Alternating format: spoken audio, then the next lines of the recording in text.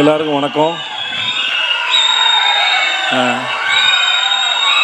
இந்த மதுரை மண்ணின் மைந்தனை வாழ்த்து வந்த உங்கள் அனைவரையும் வருக வருக நான் வரவேற்கிறேன். நன்றிப்பா. விடுதலைக்கு வந்து இதே மாதிரி ஆதரவு கொடுத்தீங்க. சூரியோட எல்லா படத்துக்கும் உங்களுடைய பேரன்பு அவன் மேலே பெருமழையாக பொழியட்டும். எனக்கு என்ன இருப்பா, டைம் ஆச்சு, தேட்டருக்கு படம் பார்க்க வந்துடுவாங்க, சீக்கிரம் பேசணும்.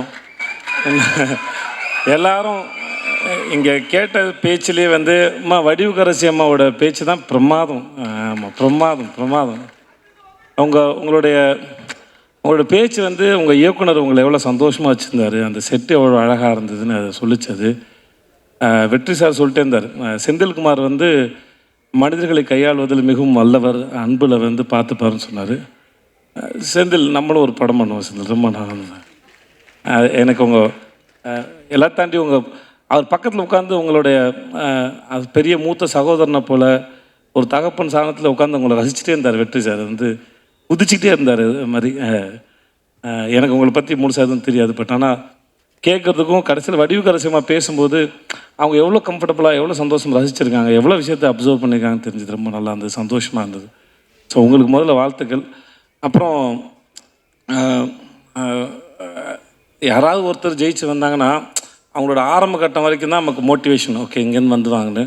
ஆனால் சூரி மாதிரி ஒரு ஆள் வந்து முதல்ல சினிமாவில் என்ட்ரி ஆகி இப்படி வந்தது ஒரு பெரிய சாதனையாக இருந்தாலும் இவ்வளோ நாள் இருந்த அந்த ஸ்பேஸ்லேருந்து ஜென்ரலாக வந்து என்னுடைய அனுபவத்தில் நான் ஒரு விஷயத்தை எப்படி அப்ரோச் பண்ணுவேன் அந்த ஆங்கிள்லேருந்து பார்த்து சொல்லும்போது, இவ்வளோ நாளாக காமெடியனாக இருந்து ஒரு சீன் கொடுத்தும்போது ஒரு சீனை வந்து நம்ம என்ன பெர்ஸ்பெக்டிவில் அதை எப்படி அப்ரோச் பண்ண போகிறோம், எப்படி ரீச் பண்ண போகிறோம், அதோட ஏற்ற இறக்கம் எங்கே இருக்குதுன்னு ஒரு சீன் அனலைஸ் பண்ணி அப்புறம் டயட்டோட பேசி அதை பண்ணுறதுங்கிறது ஒருத்தருக்கு ஒரு டெக்னிக் இருக்கும். சூரியோட ஒர்க் பண்ண வரைக்கும் என்னென்னா, நான் அவன்கிட்ட ரொம்ப கம்மியாக தான் ஒர்க் பண்ணியிருக்கேன், ஒரு 2-3 படம் பண்ணிருப்பேன்டா, அவ்வளோதான் இருக்கும்.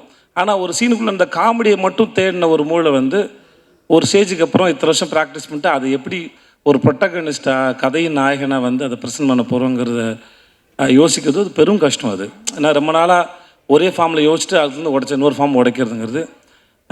விடுதலைக்கு அப்புறம் அவனுக்கு கருடனை போல் ஒரு படம் வர்றதும், அடுத்து சிவாவோட ப்ரொடக்ஷனில் இவன் வினோத்தோட படம் அது வர்றதும், அவனை அடுத்தடுத்து ஹீரோவை பொசிஷன் பண்ணுறதுல அவன் வாழ்க்கையில் நடக்கிற இந்த படத்தோட இந்த ட்ரெயிலோட முதல் வசனத்தை போல் இயற்கையும் அந்த கடவுளும் அவனை வந்து சிறப்பாக அவனுக்கு வரம் கொடுத்து ஆசீர்வதிச்சுக்க நான் நம்புகிறேன்.